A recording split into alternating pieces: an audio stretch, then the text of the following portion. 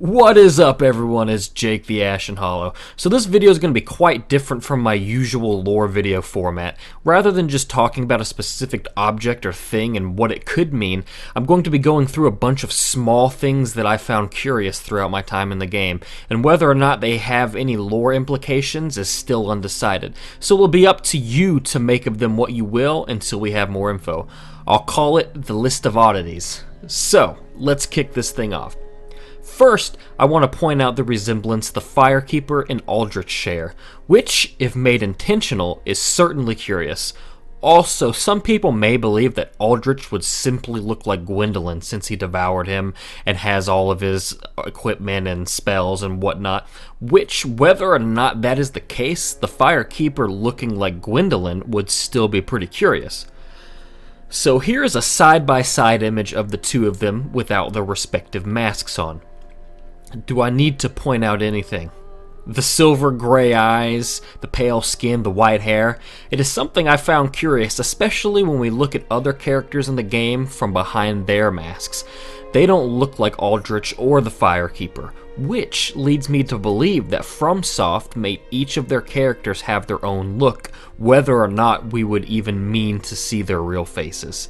They didn't, like most video games, just have a go-to default face that every character would have that you're not supposed to see their face. So like I said, there isn't necessarily any lore behind the things I'm pointing out, not yet anyways. So take everything with a grain of salt and speculate away. This is, after all, where a large part of the fun of Dark Souls lies. So next is something you may have already taken notice in, and that is the primordial serpent-like statues around Lothric, which had my attention almost immediately. At first I suspected that it was probably some sort of tribute to Frampt, since we know him to be an advocate of linking the flame, and well, the royal family are dedicating their bloodline to finding a worthy heir of the flame, so he seemed like the likely suspect to me. Then, one day, I got a much closer look at the statue, which changed my mind completely. So the statue is clearly the head of a primordial serpent. There isn't really arguing that. We can also see that that head is depicted on a humanoid body. The most interesting part, though, is what is upon its chest. Originally I thought, maybe it's chest hair, but I don't believe that to be the case. It looks an awful lot like the mark of the undead. In Dark Souls 1 we see this mark kind of secluded to itself. We can see evidence of its spread, but not like how rampant it is in Dark Souls 3, which is in the same manner we see the design spreading throughout this statue. To further the point, the statue seems to be very thin, so much in fact that you can see a great deal of its ribs, which we also find similar to the hollows in Dark Souls, whereas when we have our shirts off as humans, we do not see the ribs and the sickliness of the body in such detail. So upon assuming the statue is the head of a primordial serpent atop of Hollow's body, I don't know about you, but that makes me think Koth rather than Frampt. Could this be more trickery on Koth's part, perhaps? Or is it something else entirely? For now, all we have is our imagination. I won't dig too deep right now, but it seems to have something to do with Prince Lothric's curse to me, and perhaps Gertrude as well, since Gertrude is perhaps the only blind miracle worker we know of. Sure, Irina is blind and she sells miracles, but I don't think she is one herself, at least not in the degree we can assume Gertrude to be. Plus, Irina mentions she was a nun and knows very little miracles without tomes anyways. But I digress.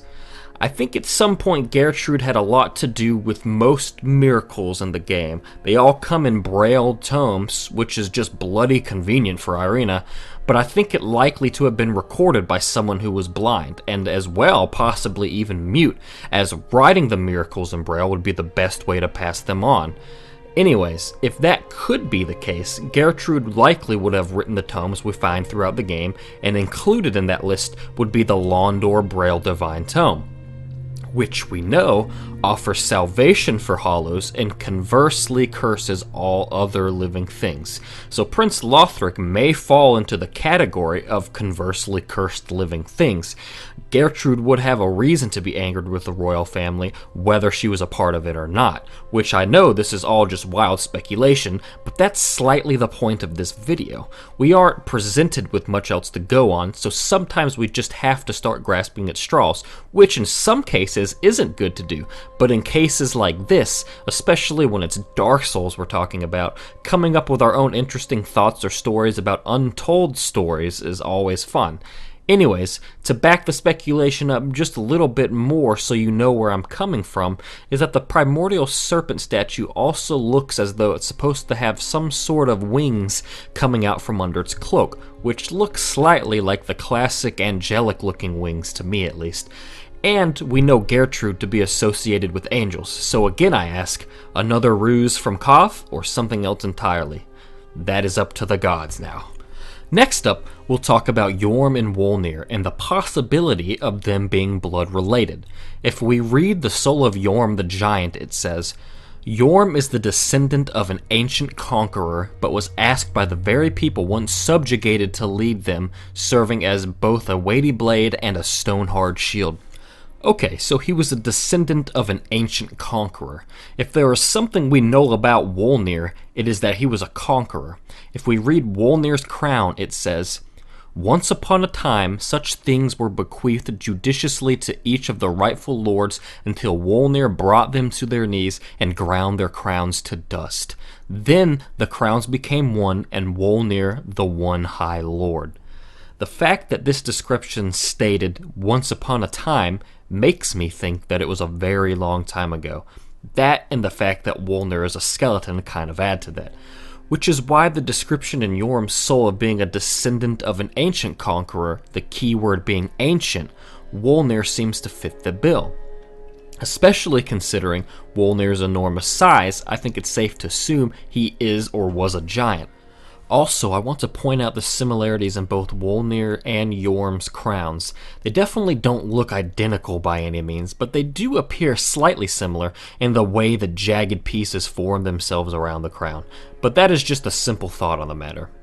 Another thing I think ties into the Wolnir storyline, and definitely take this with a grain of salt because there's not much evidence here, just some more mere speculation, is Ricard's relation to Wolnir.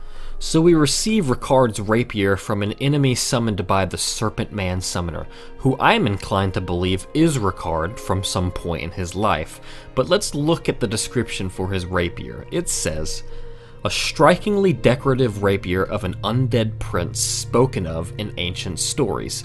Although many of the tales surrounding the prince are questionable, this thrusting weapon suggests that the stories of his graceful technique were in fact true. There's that word again, ancient, which sparks my curiosity. Also, prince here is a very peculiar word. We know Wolnir conquered many lords and took their crowns and made it into his own and ruled over Carthus. So if he had a son, my guess is that he would likely be a prince. Now, the obvious thing to point out is that this summoned Ricard is actually wearing Wolnir's crown. He's flippin' wearing it. Besides that, he isn't wearing any other armor besides some arm wraps, which also had me pondering. Wolnir, aside from his crown, only has on a cloak and the bracelets, which are his weak spots. It is curious that Ricard is wearing his crown and armor only over the area that were weak spots to Wolnir. So could Ricard be Wolnir's son? I am not sure whether the answer is yes or no, but I don't think that the possibility can be completely denied. The only thing I can't put my finger on is the size difference. If Wolnir was a giant, I don't suppose he could have a human son unless he had a human wife. Or perhaps it was some sort of adopted son type of scenario. If you've seen Game of Thrones, it could be something like the Theon Greyjoy's relation to the Starks, or some shit like that. I'm mostly just spitballing here, but these are things definitely very intriguing and strange all the same, and should definitely be thought about. Okay, now back to the Firekeeper. I don't know about you, but throughout my time playing Dark Souls 3, I have on more than one occasion thought to myself, man, that Firekeeper is strange and suspicious. She certainly does seem like she's up to something a lot, whether it be the fact that she's supposed to be blind, yet she follows you around as you walk, whereas other blind characters do not. She's also immediately on board for usurping the flame when it's brought up. No second thoughts, just boom. Yeah, okay dude, let's go take that shit. Which to me seems very un-Firekeeperly. The thing I noticed about the Firekeeper is her hands, which appear to be bloodied or scarred, and we can see her wrists all the way up her arm appears to be bandaged. which I assume means to cover more similar wounds. I thought, well, maybe those are burns from being a firekeeper and, tending to the flame and such, but in the opening cinematic she does not have these wounds or bandages. Firekeepers are also just corporeal manifestations of their bonfires, and from what we can tell from Anastasia of Astora, the firekeeper in Dark Souls 1 under Firelink Shrine, is that the firekeepers don't actually have to tend to the flame in the sense of physically having to touch it. Like, they're not going on frequent firewood trips or anything. So I don't know if these wounds would be from burns based on that information, unless, of course, she held someone down in a fire. I don't know though, she doesn't seem like the murdering type, but that could very well be what we're meant to believe. Either way, the bloody and/or wounded hands are definitely very, very suspicious, as they seem to have happened at least recently because, again, she did not have them in the cinematic, and I do not believe that this information should be ignored. The last thing I want to talk about are the Pilgrims of Londor. This is something I have mentioned before, but I was always intrigued by the large arch on their backs and the covers of them chained upon it. You can also see roots or legs popping out from the sides. I don't think it is far off from the principle that we saw in Blighttown with the egg carriers, the large eggs on their backs, carrying them for a purpose greater than their own. That's not to say I think that these are the same egg carriers. I thought about that possibility, but the eggs were much larger upon the backs of their carriers than these arches are on the Pilgrim's back. Unless we're expected to believe that the eggs have hatched completely, and the Pilgrims are just harboring these creatures underneath the domes on their back. I don't believe that likely to be the case, but it's an interesting note to think about. We see similar armor to the Pilgrims in the game, the Clerics' blue robes, and the description reads, "Garb worn by a cleric turned undead. Unmistakable vibrant blue robes. It is said they were entrusted with a duty, still its nature is yet to be revealed. They bore large covers on their back to ensure they would not become seed beds for spreading darkness."